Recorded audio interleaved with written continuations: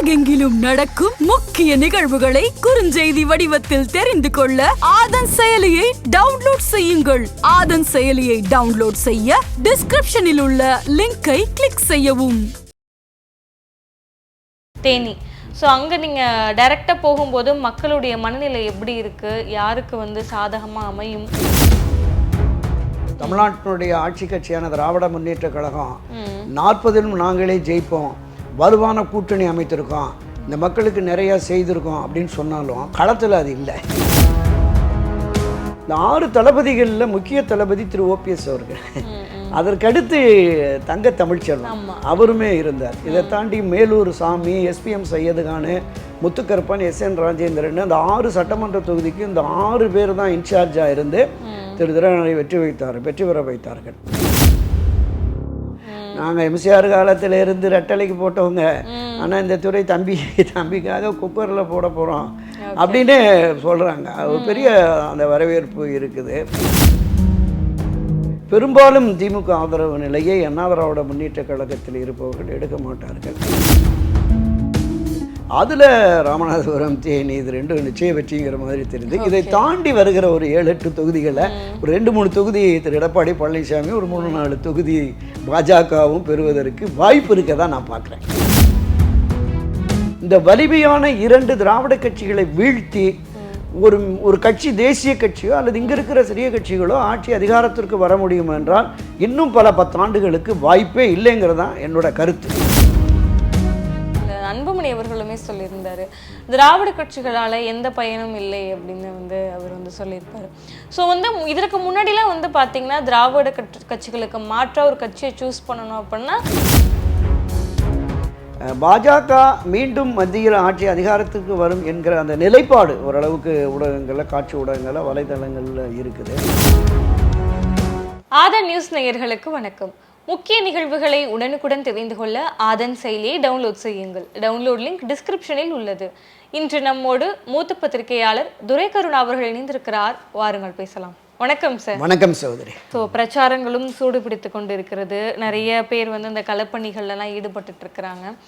முக்கியமாக எனக்கு கேட்க வேண்டிய தொகுதிகள் பார்த்தீங்கன்னா, நீங்கள் டைரெக்டாகவே போன அந்த தேனி, அங்கே நீங்கள் டைரெக்டாக போகும்போது மக்களுடைய மனநிலை எப்படி இருக்குது, யாருக்கு சாதகமாக அமையும் அப்படிங்கிறத டீட்டெயிலாக சொல்லுங்கள். இன்னொன்று, அங்கே இருக்கிற மக்களுக்கு எது தேவை, இதற்கு முன்னாடி இருந்த அரசு அதை செஞ்சுருக்காங்களா அப்படிங்கிறதையும் சொல்லிடுங்க சார். இந்த நடைபெற இருக்கிற 2024 நாடாளுமன்ற பொதுத் தேர்தல் என்பது எல்லா அரசியல் கட்சிக்குமே பெரிய சவாலாக தான் இருக்குது. தமிழ்நாட்டினுடைய ஆட்சி கட்சியான திராவிட முன்னேற்ற கழகம் 40லும் நாங்களே ஜெயிப்போம், வலுவான கூட்டணி அமைத்திருக்கோம், இந்த மக்களுக்கு நிறையா செய்திருக்கோம் அப்படின்னு சொன்னாலும் களத்தில் அது இல்லை.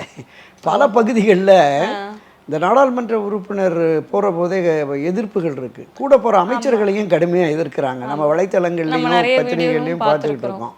இப்போ இந்த நிலைப்பாடு என்பது மக்களினுடைய கோபத்திற்கு, அதிருப்திற்கு ஆட்சி கட்சி ஆளாகியிருக்கு. 40க்கு 40 என்பது சாத்தியமில்லை அப்படிங்கிற மாதிரி தான் நமக்கு கள நிலவரங்கள் தெரிகிறது. ஏறத்தாழ மாநில அரசுடைய உளவுத்துறையுமே முதலமைச்சருக்கு ஒரு 10 தொகுதிகள் பிரச்சனைக்குரியதாக இருக்கிறது அப்படின்னு சொல்லி அந்த தொகுதிகளினுடைய வேட்பாளர்கள், அதற்கு பொறுப்பாளர்களாக இருக்கிற அமைச்சர்கள், நிர்வாகிகளை கூப்பிட்டு முதலமைச்சர் எச்சரிக்கை விடுத்தார் அப்படிங்கிற மாதிரி எல்லாம் சொல்லியிருக்கிறாங்க. இப்போ இந்த பக்கம் அப்படியே பாரதிய ஜனதா கட்சி இந்த முறை குறைந்தபட்சம் ஒரு 4-5 தொகுதிகளில் வெற்றி பெறணுங்கிற இலக்கும் இந்த எடப்பாடி தலைமையிலான அண்ணா திராவிட முன்னேற்ற கழகத்தை காட்டிலும் 1-2% அதிகரிக்க வேண்டும் வாக்கு சதவீதத்தை அப்படிங்கிற நோக்கத்திலையுமே தீவிரமாக களப்பணியாற்றுகிறாங்க. கிட்டத்தட்ட ஒவ்வொரு தொகுதிகள்லையும் 103 டிகிரி, 104 டிகிரி, 105 டிகிரி வெப்பத்திலையுமே அவங்க இடைவிடாமல் பிரச்சாரத்தை செய்துட்டு இருக்கிறாங்க. அமமுக சார்பில் மரியாதைக்குரிய டிடிவி தினகரன் நின்னாலும் அவரும் அதிமுகவின் ஒரு பிரிவாக தான் பார்க்கப்படுகிறார். இன்னுமே செல்வி ஜெயலலிதா அவனுடைய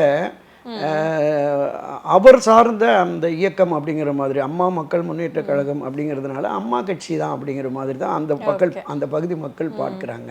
ஓகே சார். அதே மாதிரி தேனின்னு பார்த்துக்கிட்டோன்னா அங்கே இருக்கிற நிலவரம் எப்படி இருக்குது? மக்கள் டிடிவி தினகரன் அவர்கள் ஏற்கனவே அங்கே வின் பண்ணியிருக்காரு.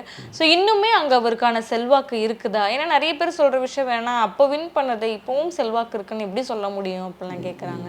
ஸோ அதே மாதிரி தங்க தமிழ்ச்செல்வனுக்கு எந்த அளவுக்கு வாய்ப்பு இருக்குன்னு நினைக்கிறீங்க சார்? ஆமாம். தேனி நாடாளுமன்ற தொகுதியை பொறுத்தளவில் நீங்கள் குறிப்பிட்டது மாதிரி அது 99ல் பெரியகுளம் பாராளுமன்ற தொகுதியாக இருந்தபோது தினகரன் இதே அந்த 6 தொகுதிகள் தான் அதில் இருந்தது. ஸோ இந்த எல்லா தொகுதிகள்லையுமே ஓரளவுக்கு கணிசமான முக்குளத்தோர் இருக்காங்க. ஓகே. அந்த தேனி, கம்பம், பெரியகுளம், போடி, இந்த பக்கம் ஆண்டிப்பட்டி, சோழவந்தான், இந்த 6 தொகுதிகள்லையுமே கணிசமாக முக்குளத்தோர் இருக்கிறாங்க. ஸோ இவர்களுடைய வாக்கு வங்கி தான் வெற்றி தோல்வியை தீர்மானிக்கும் அப்படிங்கிற மாதிரி இருக்குது. 99 காலகட்டங்களில் அவருக்கு களப்பணி ஆற்றிய ஒரு 6 தளபதிகள், இந்த 6 தளபதிகளில் முக்கிய தளபதி திரு OPS அவர்கள், அதற்கடுத்து தங்க தமிழ்ச்செல்வன் அவருமே இருந்தார். இதை தாண்டி மேலூர் சாமி, SPM சையதுகான், முத்துக்கருப்பன், SN ராஜேந்திரன், அந்த 6 சட்டமன்ற தொகுதிக்கு இந்த 6 பேர் தான் இன்சார்ஜாக இருந்து திரு தினகரனை வெற்றி பெற வைத்தார்கள். அப்போ தினகரன் வந்து அந்த ஒவ்வொரு தொகுதிக்கு உட்பட்ட சின்ன சின்ன கிராமங்கள், குக்கிராமங்கள், 500 ஓட்டு, 1000 ஓட்டு, 300 ஓட்டு இருக்கிற பகுதிகள், அதே மாதிரி தாழ்த்தப்பட்ட மக்கள் வசிக்கிற பகுதிகள், இங்கெல்லாம் போய் சிறிய அளவில் அவங்க குலதெய்வ கோயில்கள் கட்டுறதுக்கெல்லாம் உதவிகள் செய்திருக்கிறாரு. பள்ளிக்கூடங்களுக்கு சுற்றுச்சுவர் கட்டுறது, சமுதாய அமைப்பு, சமுதாய கூடங்களுக்கு நிதி உதவி பண்ணுறது, அப்படி பல இடங்களில் இன்னும் டிடிவி தினகரன் கல்வெட்டு இருக்குது அங்கங்கே. நான் பார்த்த வகையில் அந்த 6 தொகுதிகளில் ஏறத்தாழ ஒரு 150-200 இடங்களில் கல்வெட்டுகளே பார்த்தேன். ஆமாம். இன்னொன்று ஒரு இன்டீரியர் கிராமம், ஒரு மலை சார்ந்த பகுதியில் ஒரு கிராமம், ஒரு சின்ன ஊர் தான் அது. அங்கே ஒரு நிழற்குடை அமைஞ்சிருக்காரு. பஸ்ஸே காலையில் ஒன்று சாயங்காலம் ஒன்று தான் வருமா. அங்கேயும் டிடிவி தினகரன் நாடாளுமன்ற உறுப்பினருடைய நிதியில் கட்டப்பட்டது அப்படிங்கிற மாதிரி வந்திருக்கு. அவருக்கு வந்து அந்த நாடாளுமன்ற தொகுதி நிதியிலையுமே நிறைய பண்ணியிருக்கிறாரு. சாலை வசதிகள் மற்றும் போக்குவரத்து எல்லாமே அவர் பண்ணியிருக்கிறாரு. அந்த வகையில் அவருக்கு அங்கே இன்னும் அந்த செல்வாக்கு அப்படியே தான் இருக்கு. ஆமாம். அன்றைக்கு ஒரு 15-20 வயது இருந்த 10 வயது 15 வயது எல்லாம் இன்றைக்கி வாக்காளர்களாக வந்துட்டாங்க. இதை தாண்டி பெண்கள் மத்தியிலையும் ஒரு ஆதரவு நிலை என்பது எங்கே போனாலும் டிடிவின்னு. இதையும் தாண்டி ஒரு பெரிய ஆதரவு சிறப்பம்சம் என்னென்னா, திரு டிடிவி தினகரனுடைய மனைவி அனுராதா தினகரன் வந்து களத்தில் இறங்கிட்டாங்க. இவர் வந்து ஒரு கூட்டணி கட்சியின் தலைவர் என்ற முறையில் மற்ற தொகுதிகளுக்கு பிரச்சாரம் போனார். ஒரு 7-8 நாட்கள் மற்ற தொகுதிகளுக்கு பிரச்சாரம் போகும்போது அந்த நேரங்களில் அந்த எல்லா பகுதிகளுக்குமே கம்பம், தேனி, போடி போன்ற பகுதிகளுக்கு திருமதி அனுராதா தினகரன் போனார். அவங்க வர்றபோது நான் 2-3 பாயிண்டில் பார்த்தேன். மிகப்பெரிய வரவேற்பு. பெண்கள் வந்து அம்மா இறங்கி வாங்கம்மா அப்படிங்கிறாங்க. அவங்க வேன்லேருந்து இறங்கி வந்தோடனே கையை பிடிச்சிக்கிறது, கன்னத்தை கொஞ்சிறது, தாயை சொல்லு தம்பிகிட்ட, நாங்கள் குக்கருக்கு தான் போடுவோம், நாங்கள் MCR காலத்தில் இருந்து ரெட்டலைக்கு போட்டவங்க, ஆனால் இந்த துறை தம்பிக்காக குக்கரில் போட போகிறோம் அப்படின்னு சொல்கிறாங்க. ஒரு பெரிய அந்த வரவேற்பு இருக்குது. மிக சாதாரண சாமானிய கிராம பகுதிகளில் இருக்குது. அதே மாதிரி தேனி, போடி போன்ற நகர்ப்பகுதிகள்லையுமே அவங்களுக்கு ஓரளவுக்கு நல்ல வரவேற்பு இருந்ததை நான் பார்த்தேன். திரு தினகரன் அவருடைய பிரச்சாரத்தின் போதுமே இருக்குது. இந்த குரு சிஷியனுக்கு தான் மோதலே. ஏன்னா இவருடைய வெற்றிக்கு பாடுபட்டு திரு தங்க தமிழ்ச்செல்வனை தலைமைக்கு அழைத்து வந்து அவருக்கு மாநில பொறுப்பு, நாடாளுமன்ற உறுப்பினர் பொறுப்பு, சட்டமன்ற உறுப்பினர் பதவிகள் எல்லாம் வாங்கி கொடுத்தது டிடிவி தினகரன் தான். அது அவருக்குமே தெரியும். அப்போ அவருடைய பலகீனம் அப்படின்னு என்ன பார்த்தீங்கன்னா, அவர் அண்ணா திராவிட முன்னேற்ற கழகத்திலிருந்து அமமுக வந்தார், அமமுகலேருந்து திமுக வந்தார். திமுக வந்த உடனே அவருக்கு அந்த தேனி மாவட்டம், வடக்கு மாவட்டத்தினுடைய செயலாளர் பொறுப்பு கொடுத்தாங்க. அதை தாண்டி கொள்கைபரப்பு துணை செயலாளர் ஒரு பொறுப்பு கொடுத்தாங்க. கடந்த 2021 தேர்தலில் போடி சட்டமன்ற தொகுதியில் வாய்ப்பு கொடுத்தாங்க. திரு O பன்னீர்செல்வம் அவர்களை எதிர்த்துமா அவர் களமாடி தோத்துட்டார். இப்போ நாடாளுமன்ற உறுப்பினராகவும் அவரே நியமித்தது பாரம்பரியமாக அங்கே உள்ள திமுகவினுடைய நிர்வாகிகள் மத்தியில் ஒரு அக்கடமை அதிருப்தி இருக்குது. தொடர்ந்து வெளியிலிருந்து வர்றவங்களுக்கே இது மாதிரி கொடுத்தா காலங்காலமாக கட்சிக்காக உழைத்தவர்களுக்கு என்ன மரியாதை அப்படிங்கிற மாதிரி இதை வெளிப்படையாகவே கூட நான் பார்த்தேன். போடி தொகுதி, கம்பம் தொகுதி, பெருவளத்தில் இருக்கிற, தேனியில் இருக்கிற திமுக நிர்வாகிகள் பலரே தங்களுடைய அதிருப்தியை வெளியிட்டாங்க. ஆனாலும் கூட இங்கு நிற்பது உதயசூரியன் சின்னம், திமுக வேட்பாளர் என்பதால் நாங்கள் அதையெல்லாம் விட்டுட்டு. சார், இன்னொரு விஷயம் வந்து பணம் தான் வந்து தேர்தலில் ஒரு பெரிய ரோல் பிளே பண்ணும் அப்படின்னு சொல்லும்போது டிடிவி தினகரன் அவர்களுமே வந்து பார்த்தீங்கன்னா அதில் தான் வந்து செலவு பண்ணுவார். அதே மாதிரி தங்க தமிழ்ச்செல்வனும். ஸோ இப்படி 2 பேருமே மாற்றி மாற்றி செலவு பண்ணும்போது யாருக்கான வாய்ப்பு அதிகமாக இருக்கும்னு நீங்கள் நினைக்கிறீங்க? இல்லை, அதுதான் இந்த பண விநியோகங்கள் எல்லோருமே கொடுத்தாலும் கூட அந்த ஆதரவு நிலைப்பாடுன்னு இருக்குல்ல, அந்த ஆதரவு நிலைப்பாடு ஒரு 10-15% உள்ள பொதுமக்கள், கட்சி கடந்த பொதுமக்களினுடைய பார்வை, தீர்ப்பு என்பது தான் நமக்கு வெற்றி தோல்வியை தீர்மானிக்கும். அது மாதிரி டிடிவி தினகரனுக்கு கட்சிகளை கடந்த பொதுமக்களினுடைய ஆதரவு என்பது இருப்பதால் அதனால் அவர்களுக்கு வெற்றி உறுதிங்கிற மாதிரி சொன்னோம். நான் சொன்ன மாதிரி திராவிட முன்னேற்ற கழக அதிருப்தியில் இருப்பாங்க. மரியாதைக்குரிய அமைச்சர் மூர்த்தி அவர்கள் வந்து களம் இறங்கி அவர் தங்கத்தமிழ் சொன்ன வெற்றி பெற்றே தீர வேண்டும் அப்படின்னு இருக்கார். அவர் கூட சொன்னார், ஒரு இடங்களில் வந்து 10,000 பேர் இங்கே வந்துடுவாங்கன்னு சொன்னீங்க, ஒரு 500,000 பேர் கூட இல்லை, நீங்கள் அது தோற்று போயிட்டால் எனக்கு மந்திரி பதவியே போயிடும்ப்பா, மாவட்ட செயலாளர் பதவியும் போயிடும், எனவே நீங்கள் தயவுசெய்து களத்தில் இறங்கி வேலை பாருங்கள், வெற்றிக்கான வழிகளை பாருங்கள் அப்படிங்கிற மாதிரி அவங்க களத்தில் இறங்கி இப்போ தீவிரமாக இறங்கியிருக்கிறாங்க. ஸோ ஆட்சி கட்சியாகவும் இருப்பது, அவங்க வந்து கடைசி கட்டத்தில் ஒரு ஆட்சிக்கு அந்த ரத கஜ துரக பதாதிகள்னு எல்லாத்தையும் இறக்கி வெற்றிக்கான வேலைகளை மும்முரமாக பார்ப்பார்கள். அதில் எந்த மாற்று கருத்தும் இல்லை. இந்த 2 பேருக்கும் கடுமையான போட்டி நிலவர போது அங்கே இரட்டை இலை சின்னத்தில் திரு எடப்பாடி பழனிசாமி தலைமையிலான அண்ணா திராவிட முன்னேற்ற வேட்பாளராக ஒரு நாயுடு சமுதாயத்தை சேர்ந்தவர் நாராயணசாமின்னு போட்டிருக்காங்க.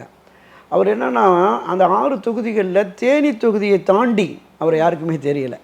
தேனியிலே கூட பல பகுதிகளில் தெரியல. ஏன்னா ஒரு 10-20 ஆண்டுகள் அவர் சென்னை நகரில் ஏதோ ட்ராவல்ஸ் ஏதோ வச்சு நடத்திட்டு இருந்தார் அப்படிங்கிற மாதிரி சொன்னாங்க. ஸோ அந்த வாக்குகளை இழுப்பதற்கு இப்போ 2 தரப்புமே, திமுக தரப்பும் சரி அதிமுக தரப்பும் சரி களம் இறங்கி தீவிரமாக இருக்கிறாங்க. பெரும்பாலும் திமுக ஆதரவு நிலையை அண்ணா திராவிட முன்னேற்ற கழகத்தில் இருப்பவர்கள் எடுக்க மாட்டார்கள். ஒருவேளை அவர் ஆதரவு தெரிவிக்க வேண்டும் என்றுனா அவங்களும் டிடிவி தினகரனுக்கு தான். ஏன்னா இந்த அதிமுகவின் ஒரு பகுதியாக தான் அவரை பார்க்குறாங்க. ஸோ அவருக்கு வாய்ப்பு இருக்குது அப்படிங்கிற மாதிரி தான் இன்றைய அளவில் கள நிலவரம் இருக்கிறது. இந்த 40க்கு 40 என்ற திராவிட முன்னேற்ற கழகம் அவங்க ஒரு சேலஞ்சாக எடுத்து, நான் பார்த்த அளவில் இதுவரைக்கும் இல்லாத அளவுக்கு திமுக மிக திட்டமிட்டு வியூகம் வகுத்து களப்பணியில் இறங்கியிருக்கிறாங்க. நம்ம கடந்த பதிவில் பேசின மாதிரி எல்லா பகுதியிலையும் சட்டமன்ற தொகுதி வாரியாக, நாடாளுமன்ற தொகுதி வாரியாக, மண்டல வாரியாக, மாவட்ட வாரியாகவெல்லாம் குழுக்களை போட்டு அங்கங்கே இந்த பூத் கமிட்டி பாக பொறுப்பாளர்கள், இந்த பூத் கமிட்டி பொறுப்பாளர்கள் அப்படின்னு போட்டு மிக தீவிரமாக களப்பணி ஆற்றுகிறார்கள். எனவே கிட்டத்தட்ட ஒரு 28-30 தொகுதிகளில் திமுக வெற்றி பெற்றாலும் இந்த 10 தொகுதிகளில் ஒரு மாதிரியான சூழல் இருக்கிறது.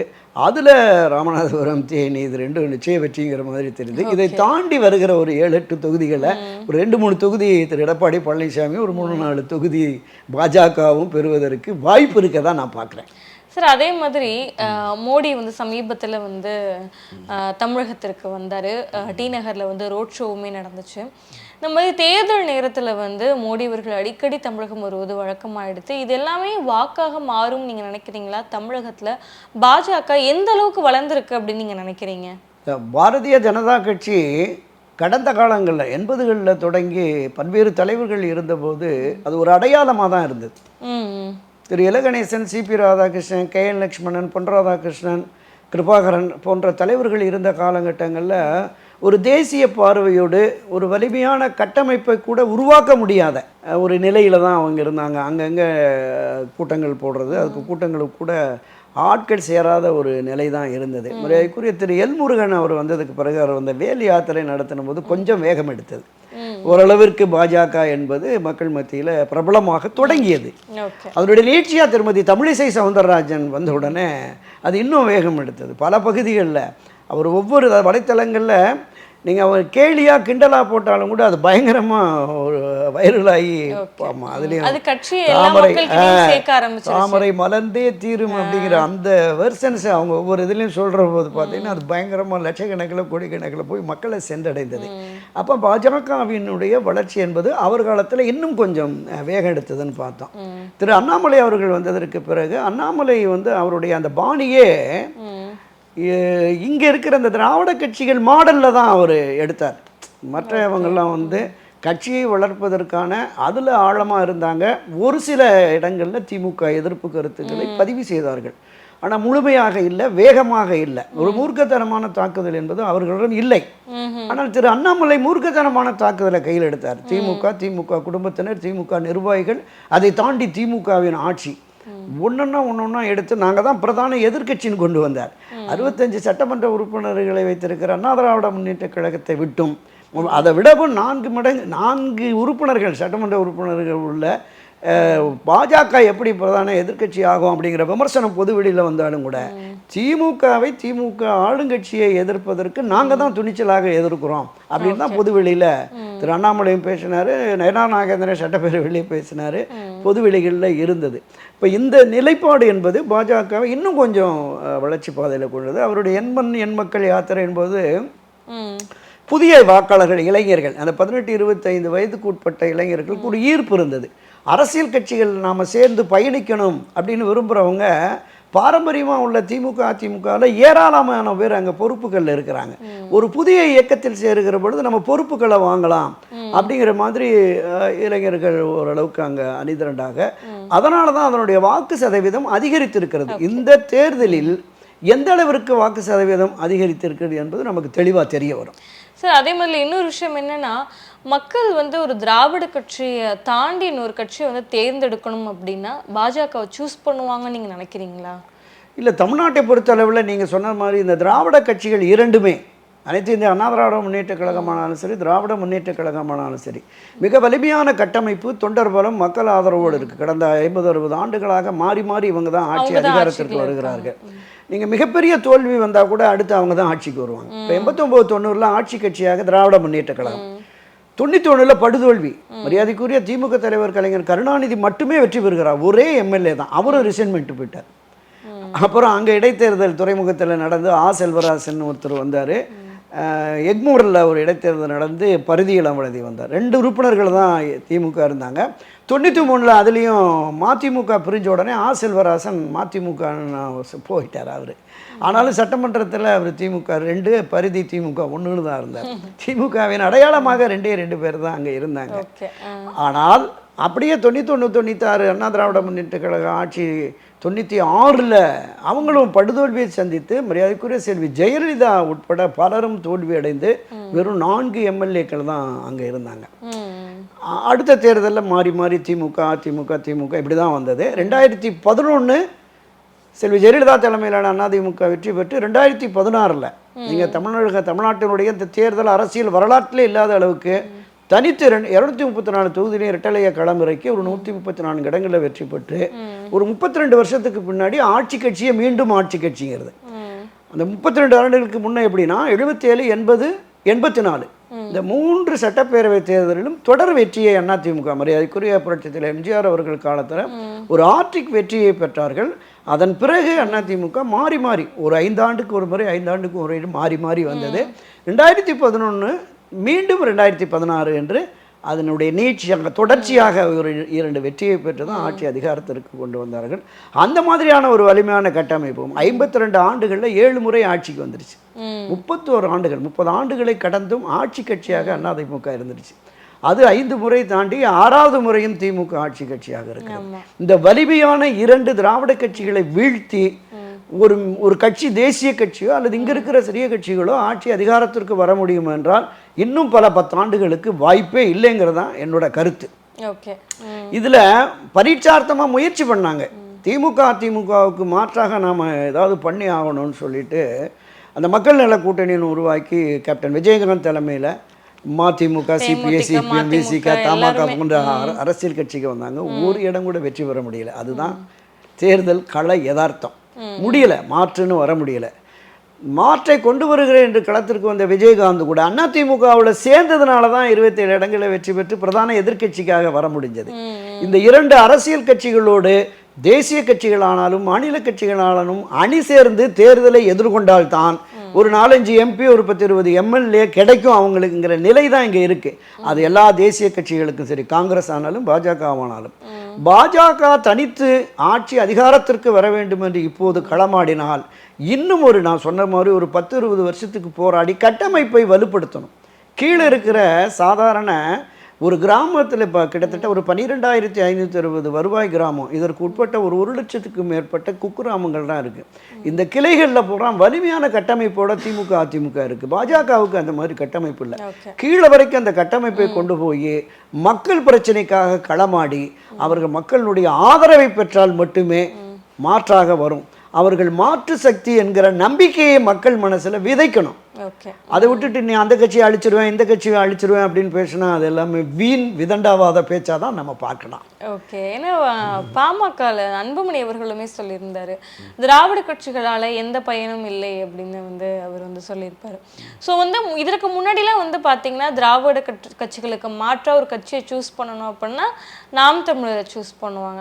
ஸோ இப்போ எல்லாத்துக்குமே அந்த ஒரு சந்தேகம் இருக்கு, இனி வரும் காலங்களில் பாஜகவை சூஸ் பண்ணுவாங்களா, நம்ம தமிழகத்துலேயும் வந்து இந்துத்துவம் வந்து விட்டதா அப்படின்னு சொல்லிட்டு. உண்மையாலுமே தமிழகத்தில் அந்த இந்துத்துவம் அந்த சித்தாந்தம் வந்துருச்சா சார்? இல்லை, இந்த திராவிட முன்னேற்ற கழகத்தினருடைய தலைமையில் இருக்கிறவங்களும் சரி, அதை தாண்டி முக்கிய பொறுப்புகளில் இருக்கிறவங்களையும் சில பல இடங்களில் பேசுகிற அந்த கருத்துக்கள் இருக்குல்ல, அது உண்மையிலேயே இந்து மக்களுடைய மனதை புண்படுத்துகிறது. அதில் எந்த மாற்று கருத்தும் இல்லை. திரு கருணாநிதி காலத்திலிருந்து இந்து என்றால் திருடன் என்று பொருள் இருக்குது அப்படின்னு சொல்லி சொன்னபோது மிக ஒரு கடுமையான எதிர்வினையை பார்த்துட்டு அப்புறம் ஏதோ ஒரு நான் இதில் பார்த்தேன் அதில் பார்த்தேன்னு சமாளிச்சிட்டார். திரு ஸ்டாலின் அவர்கள் வந்து ஒரு கிறித்துவ விழாவில் நினைக்கிறேன், அங்கே போய் இந்துக்களுடைய திருமண சடங்குகளை முறைகளை இதெல்லாம் பார்த்து கொச்சைப்படுத்தி பேசுகிறத பார்க்குற போது அந்த எதிர்ப்புணர்வு இருந்தது. திரு ஆர் ஆசா போன்றவர்கள், ஆர்எஸ் பாரதி போன்றவர்கள், மற்றவர்கள்லாம் வந்து குறிப்பாக திரு உதயநிதி அவர்கள் வந்து இந்த சனாதனம் என்பது வந்து கொசு மாதிரி டெங்கு மாதிரி ஒழிக்கப்பட வேண்டியது அப்படிங்கிறது ஒரு வாழ்வியல், இந்துக்களினுடைய வாழ்வியல் நெறி தான் சனாதனம் அப்படிங்கிறது காலங்காலமாக போற்றப்பட்டு வருகிறது. இந்த நிலைப்பாடு என்பது இந்து மக்கள் மத்தியிலே ஒருவித அதிருப்தியே இருக்கிறது. நீங்கள் கிறித்துவ விழாக்களுக்கு போகிறீங்க, அங்கே கிறிஸ்மஸ் கொண்டாடுறீங்க, கேக் சாப்பிட்றீங்க, இஸ்லாமிய விழாக்களுக்கு போகிறீங்க, அங்கே கஞ்சி குடிக்கிறீங்க, ஏன் இந்துக்களுடைய பண்டிகையை மதிக்க மாட்டேங்கிறீங்க? ஒரு ஆட்சி அதிகாரத்தில் இருக்கிற அரசியல் கட்சி எல்லா மதங்களுக்கும் பொதுவானது. அப்போ நீங்கள் திமுக என்கிற அந்த நிலைப்பாட்டிலிருந்து நீங்கள் என்ன முடிவு வேணாலும் எடுங்க, அது உங்களுடைய சொந்த பிரச்சனை. ஆனால் ஆட்சி அதிகாரத்திலே இருப்பவர்கள், ஒரு முதலமைச்சராக இருக்கிறவர் எல்லோருக்கும், ஒரு உதாரணம் சொல்கிறேன், திராவிட முன்னேற்ற கழகத்தின் தலைவராக இருந்த மதிப்பிற்குரிய கலைஞர் கருணாநிதி அவர்கள் இன்றைக்கும் சென்னை நெல்சன் மாணிக்க ரோடில் ஸ்ரீ பால விநாயகர் ஆலயம், அதில் கல்வெட்டு இருக்குது, அந்த கல்வெட்டை அடிக்கல் நாட்டி திறந்து வைத்தவர் முன்னாள் முதலமைச்சர் கருணாநிதி. அப்போ அவர் முதலமைச்சராக இருக்கிறதுனால அவர் எவரு பெரிய பெரியார் கொள்கை, எவரு பெரிய தீக்கா, கடவுள் மறுப்பாளர். ஆனால் ஒரு முதலமைச்சர் என்கிற முறையில் போனார். பல இடங்களில் அவருக்கு பரிவட்டம் கட்டினாங்க. அன்னைக்கு நான் சொல்கிறது 70களில் அவர் முதலமைச்சராக இருக்கிற போது கோவை கண்ணப்பன் அறநிலைத்துறை அமைச்சராக இருந்தார். அவர் அழைச்சிட்டு போய் ஒவ்வொரு கோயிலுக்கும் போகிற போது பரிவட்டம் கட்டி அந்த மரியாதை செலுத்துகிற போது அதை ஏற்றுக்கொண்டார். அப்போ அந்த நிலைப்பாடு என்பது ஆட்சி அதிகாரத்திலே இருப்பவர்களுக்கு இருக்க வேண்டும்னு, அது இல்லாத ஒரு நிலை என்பது கொஞ்சம் கொஞ்சமாக அவங்க எதிர்ப்புணர்வு, திமுக எதிர்ப்புணர்வு என்பது இந்து ஆதரவு நிலை என்று மாறி ஓரளவிற்கு அது இந்துத்துவ உணர்வு வந்திருக்குன்னு தான் நான் பார்க்குறேன். இந்த தேர்தலில் தமிழகம் அப்படின்னு பார்க்கும்போது பாஜக குறைந்தது ஒரு 4-5 சீட்டாவது வாங்குவாங்க. ஸோ இதற்கு முன்னாடி இருந்ததை இந்த வளர்ச்சி கொஞ்சம் அதிகமாகவே இருக்கும் அப்படிலாம் சொல்லப்படுது. உண்மையாக ஒரு 4-5 சீட் வாங்கிற சான்ஸ் இருக்குதா சார்? அவங்க இப்போ இந்த திருநெல்வேலி, கோவை, கன்னியாகுமரி, நாமக்கல் ஒரு 4-5 தொகுதி ஆதரவு நிலைப்பாட்டில் இருக்கிற வேலூர் ஏசி சண்முகம், ராமநாதபுரம் ஓபிஎஸ், திரு டிடிவி தினகரன் தேனி, அந்த மாதிரி ஒரு 6-7 தொகுதிகளில் பாஜக அணி வெற்றி பெறும் என்கிற முழுமையான நம்பிக்கை அவருக்கு இருக்கிறது. அதில் ஒரு 4-5 தொகுதியாவது நிச்சயமாக கிடைக்கும் அப்படிங்கிற பார்வை தான் எனக்கும் இருக்கிறது. ஆமாம், அதனால் நிச்சயமாக ஒரு மாற்றம் வேண்டும் என்று விரும்புகிற மக்கள் வந்து பாஜக மீண்டும் மத்தியில் ஆட்சி அதிகாரத்துக்கு வரும் என்கிற அந்த நிலைப்பாடு ஓரளவுக்கு ஊடகங்களில், காட்சி ஊடகங்களில், வலைதளங்களில் இருக்குது. ஐஎன்டி அணியினுடைய செயல்பாடு ஒவ்வொரு மாநிலத்திலையுமே அவங்களுக்குள்ள ஒரு முரண்பாடு இருக்கிறது. ஆமாம், அந்த நிலைப்பாடு என்பது அவங்களுக்கு ஆதரவாக தான் இருக்கிறது. இப்போ கம்யூனிஸ்டுக்கும் காங்கிரஸுக்கும் திரிணாமுல் காங்கிரஸுக்கும் இவங்களுக்கும் மற்ற பகுதிகளில் இருக்கிற அந்த உள்ளூர் பிரச்சனைகள், மாநில அளவிலான அந்த உள்ளூர் பிரச்சனைகள் ஐஎன்டி அணியில் வந்து ஒரு பெரிய குளறுபடியை ஏற்படுத்தியிருக்கு. அவங்களுடைய ஒற்றை இலக்கு பாஜகவை வீழ்த்த வேண்டும், மீண்டும் பிரதமராக மோடி வரக்கூடாது. இதில் ஒரு ஒருங்கிணைப்பு இருந்து ஒரு வெற்றியை ஐஎன்டி அணி பெற்றால் நிச்சயமாக ஒரு மாறுதல் இருக்கும். ஆனால் அதற்கான வாய்ப்பு குறைவு என்கிற போது தமிழகத்திலிருந்து ஒரு பிரதிநிதிகளை அனுப்பலாமே என்கிற என்ன ஓட்டம் மக்களுக்கு இருந்ததுன்னா நிச்சயமாக ஒரு 6-7 தொகுதி அவர்களுக்கு கிடைக்க வாய்ப்பு இருக்கிறதா நான் பார்க்குறேன். ஓகே சார், நிறைய கேள்விகளுக்கு ரொம்ப ஒரு தெளிவான விளக்கத்தை கொடுத்துருக்கீங்க. உங்களுடைய விளக்கத்திற்கு நன்றி சார். நன்றி, வணக்கம். மேலும் வேறொரு வீடியோவில் சந்திக்கிறேன். அதுவரை விடைபெறுவது பவித்ரா முருகேசன்.